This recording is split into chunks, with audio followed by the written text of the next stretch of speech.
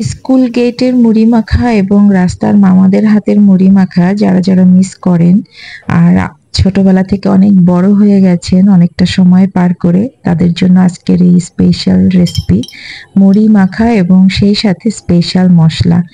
আসসালামু আলাইকুম সুপ্রিয় দর্শক, যে যেখান থেকে দেখছেন সবাইকে জানাচ্ছি আন্তরিক শুভেচ্ছা অভিনন্দন। তো রেসিপিটার জন্য একটা স্পেশাল মশলা রেডি করতে হবে। সেটার জন্য মশলা নিয়ে নিচ্ছি 1 চা চামচ ধনিয়া, 1 চা চামচ জিরা, 1 চা চামচ মিষ্টি জিরা আর খুবই সামান্য পরিমাণ মেথি। মেথিটা আমি দেখিয়ে দিলাম, খুবই অল্প, আপনারা চোখের আন্দাজে বুঝে নেবেন। অল্প পরিমাণ মেথি নিয়েছি। আর এখানে কিছু আস্ত মশলা আছে, দারচিনি, এলাচ, লবঙ্গ, গোলমরিচ, তারপরে একটা বড় এলাচ অর্থাৎ কালো এলাচ, স্টার মশলা সেটা ভেঙে নিয়েছি, অল্প একটু পরিমাণ ভেঙে নিয়েছি, জয়ত্রী এবং জয়ফল। চুলোর আঁচ অল্প রেখে মশলাগুলো খুব ভালোভাবে ভেজে নিব, একেবারে হালকা হাতে রোস্ট করে নিয়ে তারপরে এটা আমি ঠান্ডা হলে ব্লেন্ড করে নিব।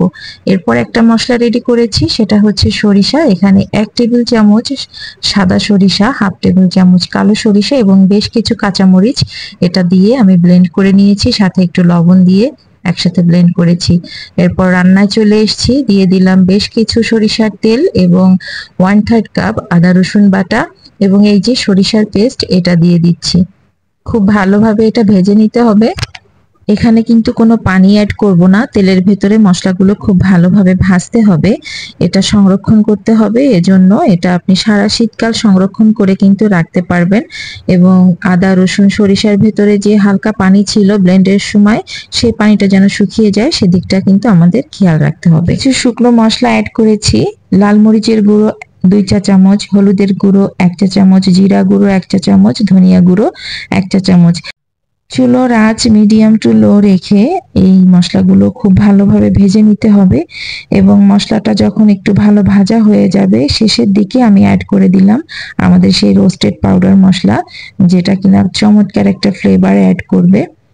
তো এই মশলাটা দেওয়ার পরে আমার কাছে মনে হচ্ছে আর একটু তেল প্রয়োজন, তাই আমি কিন্তু আরো একটু তেল অ্যাড করেছি, সরিষার তেল। কিন্তু রান্না করতে করতে সুপ্রিয় দর্শক কারেন্ট চলে গেছে, আমি খুবই দুঃখিত। তো রান্নাটা শেষের পথে ছিল তাই আমি বন্ধ করিনি, আমি মোবাইলের আলোতে যতটুকু পেরেছি আপনাদেরকে দেখিয়ে দিয়েছি।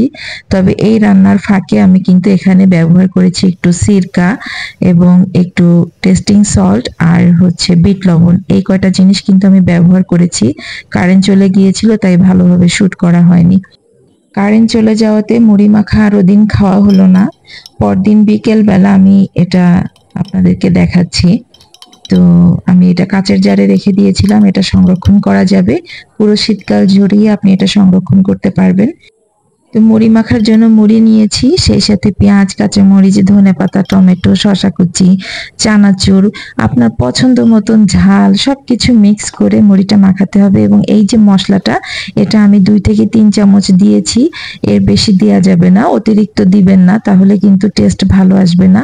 আপনি অল্প করে দিয়ে মাখিয়ে দেখবেন যে টেস্ট কেমন আসছে, তারপরে প্রয়োজন হলে আরেকটু মাখিয়ে নেবেন। তবে এটার টেস্ট একেবারে স্ট্রিট ফুড, রাস্তার মামারা যেভাবে তৈরি করে ঠিক সেরকম একটা ফ্লেভার এবং টেস্ট পাবেন।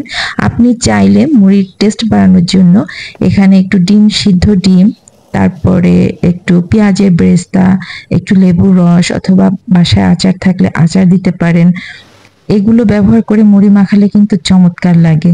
তো আশা করি সবার ভিডিওটি ভালো লেগেছে, ভালো লাগলে অবশ্যই আমার চ্যানেলের সঙ্গে থাকবেন, সাবস্ক্রাইব করবেন, কমেন্টস করবেন, আপনার মতামতটা আমরা জানতে চাই। সবাই সুস্থ থাকবেন, ভালো থাকবেন, আল্লাহ হাফেজ।